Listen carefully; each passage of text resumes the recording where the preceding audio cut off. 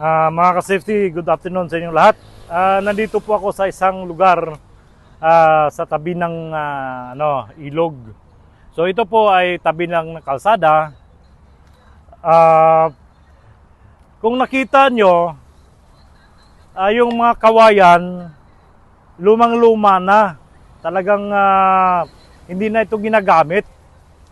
At saka yung iba naman, yung mga basura, ang daming nakatambak nitong basura. So ngayon, pag umuulan, ito pag naano dito, pag bumabaha, naaano dito, so pupunta ito sa ibang lugar. So pag doon sa ibang lugar, nandoon na yung bumabara yung kanal. So pag buwara yung kanal, bumabaha, umaapaw na yung tubig sa kalsada kahit saan pumupunta. Pumapasok na sa bahay natin.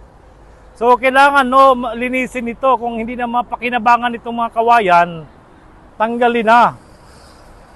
Kasi ito rin ang gaya na sinabi ko, pag naano dito, pag lumakas na ang ulan, maano dito sa ibang lugar. So ito po, papakita ko sa inyo yung sitwasyon dito, kung gaano kalala yung dito, mga basura. Ayan nakita nyo naman. Yan, mga basura yan nakalutang. Ito, mga kawayan na lumang-luma na. May mga styrofoam pa. Okay? Ayan, may mga empty bottle na yung mga tubig.